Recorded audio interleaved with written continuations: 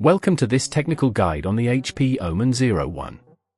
We are Kelatos Informatica, specialists in technical repair. We collect your device from your doorstep, carry out a free diagnosis, and send you a quote before any repair. No phone calls, no trips to the shop. We are based at Calle Joaquín María López 26, Madrid.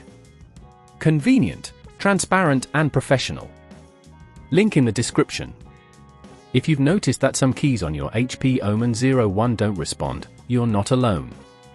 This issue can arise due to dirt or debris under the keys, or even a malfunctioning keyboard unit itself. If left unaddressed, this can lead to further complications, making it difficult to type or game effectively. Now let's gather the tools needed for this repair.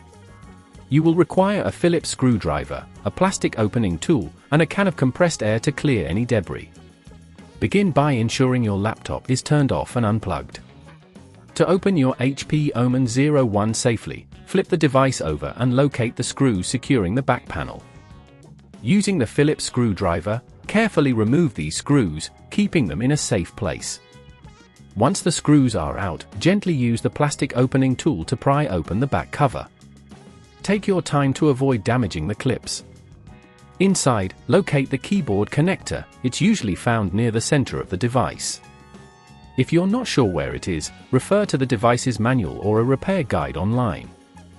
Disconnect the keyboard cable gently by lifting the locking tab and pulling the ribbon out carefully. Now, take a look at the keyboard itself. If you notice some keys are misaligned or not pressing down properly, this could indicate a need for replacement. Remove the keyboard by unscrewing any screws holding it in place, and lift it away from the device. Be cautious of any connected cables.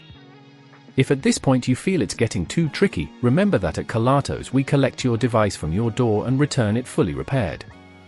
With the old keyboard removed, take your new keyboard and align it properly.